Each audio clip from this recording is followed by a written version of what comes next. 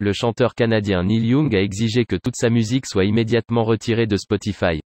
Cette requête de l'artiste fait suite aux informations erronées sur la Covid-19 diffusées par le podcast Joe Rogan Experience. Le torchon brûle entre l'artiste Neil Young et la plateforme de streaming Spotify. La situation est venue même à un niveau où il aurait exigé que sa musique soit retirée du service en ligne en raison des informations erronées sur la Covid-19 diffusées sur le podcast de Joe Rogan. En effet, Joe Rogan a suscité une vive controverse en raison de la diffusion flagrante de fausses informations sur la Covid-19 et les vaccins dans son podcast. Le chanteur canadien Neil Young a exigé que toute sa musique soit immédiatement retirée de Spotify.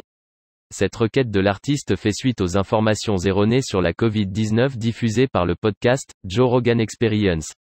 Neil Young passe à l'offensive avec Spotify. Le torchon brûle entre l'artiste Neil Young et la plateforme de streaming Spotify.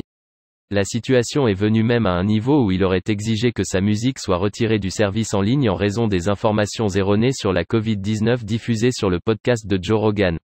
En effet, Joe Rogan a suscité une vive controverse en raison de la diffusion flagrante de fausses informations sur la Covid-19 et les vaccins dans son podcast.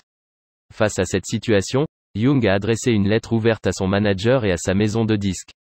Ladite lettre a été relayée sur son site Neil Young Archive avant d'être retirée du site. Young a déclaré « Ils peuvent avoir Rogan ou Young. Pas les deux ». Dans son adresse, le chanteur a déclaré qu'il voulait que son manager et sa maison de disques informent Spotify qu'il voulait que toute sa musique soit retirée de leur plateforme immédiatement. Spotify diffuse de fausses informations sur les vaccins, causant potentiellement la mort de ceux qui croient à la désinformation qu'ils diffusent, a indiqué le chanteur. Le chanteur Neil Young a précisé que ses exigences découlaient de The Joe Rogan Experience, le podcast le plus populaire de Spotify. En réalité, Rogan a signé un accord de $100 millions avec le service de streaming l'année dernière, leur donnant les droits exclusifs de l'émission.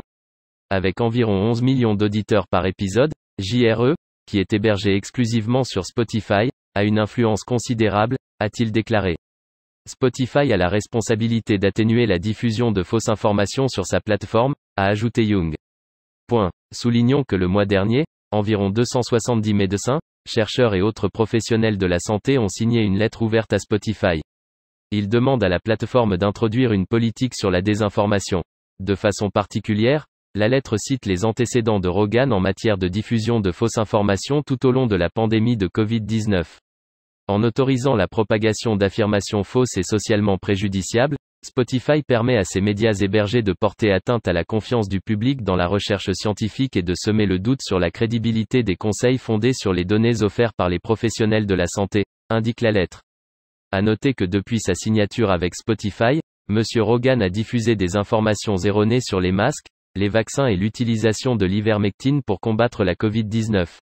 À noter que Joe Rogan affirme qu'il n'est pas une personne anti-vax, mais il continue à promouvoir ses propres idéologies.